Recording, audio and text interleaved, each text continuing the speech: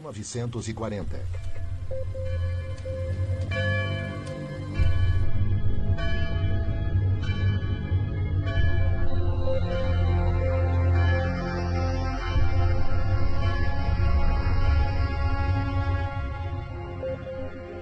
O cardeal Aloysius Stepinac saiu em defesa das minorias e protestou oficialmente contra as leis racistas e as perseguições raciais e religiosas. Foi levado a julgamento e foi condenado. A defesa dele teve 6 dias entre a acusação e o julgamento para preparar o caso. O tribunal restringiu suas testemunhas e excluiu documentos que provavam sua inocência. África do Sul, anos 1960.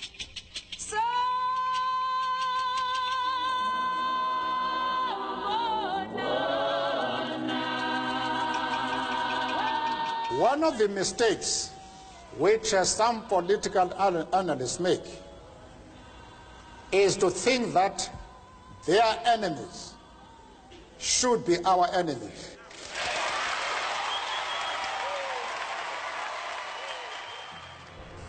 Nelson Mandela, líder do movimento contra o apartheid, regime que segregava os negros no país, foi eleito inimigo pelo governo branco.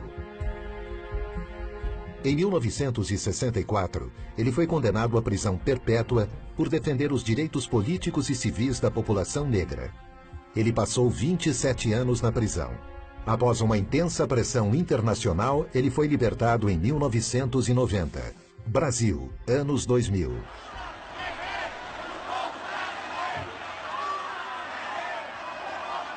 E é com essa força que nós vamos virar o jogo e vamos trazer a democracia de volta para esse país e vamos fazer com que o povo pobre desse país, a classe média e os pequenos empresários voltem a acreditar nesse país. Ao me eleger presidente da República, o Brasil deixou claro que havia decidido trilhar um novo caminho. Um caminho em que a distribuição de renda é fator decisivo de um novo tipo de desenvolvimento, mais inclusivo, mais humano, mais sustentado e duradouro. O ex-presidente Lula é vítima de um ato ilegal coletivo para desacreditá-lo e afastá-lo da vida pública. Para impedir que Lula seja eleito sem que ele tenha cometido qualquer crime. Essa é a luta travada por alguns juízes, procuradores da República e grande parte da mídia no país. Essas 3 histórias têm um ponto em comum: o lawfare. O termo lawfare foi criado em 2001 pelo major-general da Marinha Americana Charles Dunlap e desde então tem sido estudado em importantes universidades como Harvard, por exemplo. O lawfare é uma arma poderosa para combater inimigos políticos que combina ações aparentemente legítimas e ampla cobertura da imprensa. A ideia é constranger o inimigo até que ele se torne extremamente vulnerável a infundadas acusações.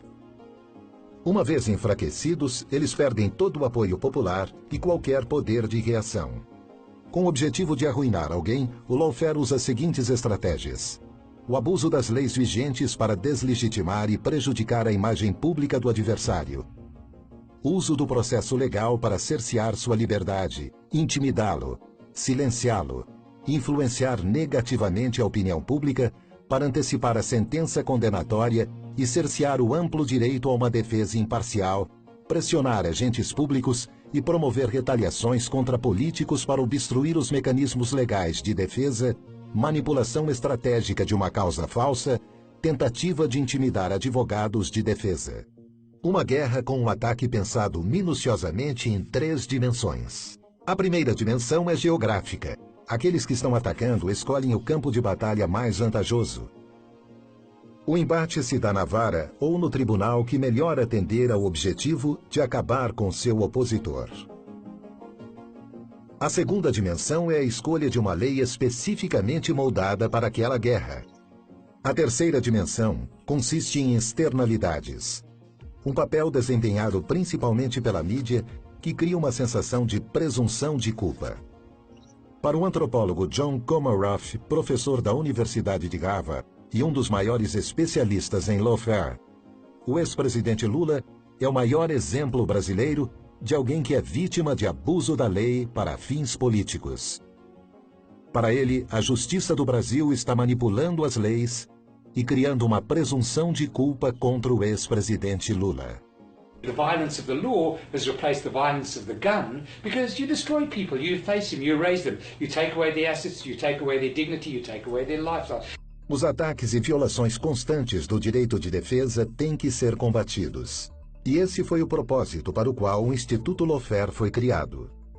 Entre seus objetivos está o de resguardar os direitos de cidadãos que são vítimas de lawfare, identificando e detectando os agentes e vítimas e promovendo medidas efetivas para protegê-los. Our law firm had been working on the case of Lula in Brazil. It started with different false media reports, which developed into criminal lawsuits, all based in this false media coverage of untrue events. The attack was asymmetrical, and knowing the facts and documents of the case, it was clear to us that our client was absolutely innocent. Every day news came out reporting a suspicion or false news that Lula was or would be involved in an accusation or plea bargain agreement. The prosecutors and the judge of the car wash operation were constantly appearing in the media as heroes, as opponents of Lula's political group. Back then, we started feeling what one would call the symptoms of this phenomenon. That's when we decided it was no coincidence, but a planned political action to delegitimize and demonize a chosen political enemy. O objetivo do Instituto Lawfare é garantir que nenhum cidadão sofra a violência da lei arbitrariamente. O Lawfare Institute atende a duas finalidades fundamentais. De um lado, o desenvolvimento de pesquisas aprofundadas com caráter multidisciplinar sobre esse tema. E de outro lado, o diagnóstico e denúncia de casos de lawfare ao redor do mundo. Com isso, pretendemos reafirmar o império da legalidade, reafirmar o Estado de Direito e a ideia de que o direito deve conter o poder e não estar a serviço do poder. O lawfare é um problema mundial. Nós tivemos a oportunidade de estudar, de debater e atuar em casos envolvendo o lawfare. Aqui no Brasil, o caso do ex-presidente Lula é um dos maiores casos de lawfare hoje no mundo. Nós pretendemos pegar esta experiência e levar até o Lawfare Institute para que ela possa ser debatida e também possa servir de experiência para solucionar outros casos no mundo. Nesta guerra, como em todas as outras, a primeira vítima é a verdade. A justiça e a lei não podem ser utilizadas para perseguição política. Quando isso acontece com uma pessoa, toda uma nação está ameaçada. The Lawfare Institute is being created today to try and diminish the unfairness and illegality of such tactics of lawfare, as well as to denounce them to the world so we may reach fairer and more just nations compliant with basic human rights.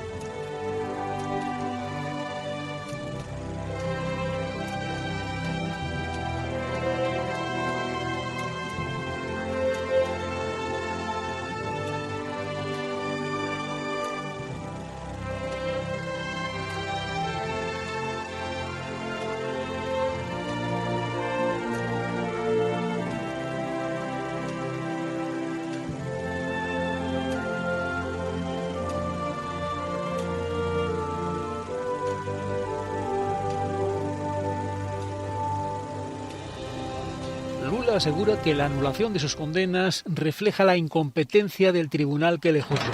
El expresidente brasileño Luiz Inácio Lula da Silva afirmó este lunes que la anulación de las condenas por parte del Tribunal Supremo es el reconocimiento de que siempre estuvo en su lugar. La decisión del Tribunal Supremo se refiere a 4 procesos en los que Lula fue juzgado por un tribunal de primera instancia de Curitiba, a cargo del entonces juez Sérgio Moro, sobre quien consideró que no tenía en su momento competencia para analizar estos casos. Los casos contra Lula serán juzgados de nuevo por un tribunal federal de Brasilia. Lula recupera sus derechos políticos, lo que le abre la puerta para volver a ser candidato en las elecciones del año que viene. Terremoto político en Brasil. El expresidente izquierdista Luiz Inácio Lula da Silva fue beneficiado por un fallo judicial que anuló las condenas en su contra y le abrió la puerta a postularse en 2022. Otra mala noticia para el mandatario de ultraderecha Jair Bolsonaro, justo cuando la pandemia se ensaña aún más con el gigante sudamericano. La decisión que hoy afirma la incompetencia de la Justicia Federal de Curitiba es el reconocimiento de que siempre estuvimos en lo correcto en esta larga batalla jurídica, dijo Lula en Twitter. Sus partidarios se mostraron exultantes. Mira, si yo fuera Bolsonaro no dormiría tranquilo, porque estoy segura de que el 1 de enero de 2023 él le va a tener que pasar la banda presidencial a Lula. Es un sentimiento de esperanza, de que vamos a poder restablecer la democracia en nuestro país y pelear por nuestros derechos. El juez del Supremo Tribunal Federal, Edson Fachin, tomó la decisión por considerar que el Tribunal de Curitiba, que había condenado a Lula por recibir sobornos de empresas vinculadas al escándalo conocido como Lava Jato, no tenía competencia para hacerlo. El juez determinó ahora que Lula, de 75 años, deberá ser juzgado nuevamente por la Justicia Federal en Brasilia. El entonces titular del juzgado de Curitiba, Sérgio Moro, fue posteriormente ministro de Justicia de Bolsonaro, aunque luego renunció a su cargo tras un enfrentamiento con el actual mandatario. Para los analistas, la nueva decisión es un fallo inesperado.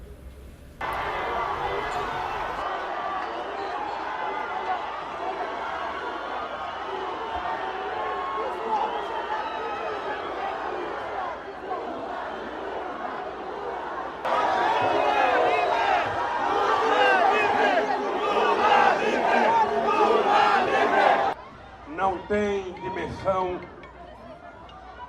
do significado de eu estar aqui junto com você. Meu querido Brasil, o que fizeram eu com você, que a vida inteira tive conversando com o povo brasileiro, e por todo eu não pensei no dia de hoje eu poderia estar aqui conversando com homens e mulheres que durante 580 dias gritaram aqui, bom dia Lula, gritaram boa tarde Lula, gritaram boa noite Lula, não importa se estivesse chovendo, não importa se tivesse 40 graus, não importa se tivesse 0 graus. Chama que o povo quer, chama que o homem dá jeito, chama que quero dizer para vocês que a partir de agora, eu estou aqui em São Paulo, amanhã eu terei um encontro com o candidato de Santa Cruz, e depois a porta Os poderosos podem matar uma, duas ou 3 rodas, mas jamais conseguirão deter a chegada da primavera. Eu não tenho mágoa com caminhoneiro, eu não tenho mágoa com... Eu tenho essa vontade de provar que esse país pode ser muito melhor. Olha que se governo e não fica tanto pelo político como o Bolsonaro mesmo.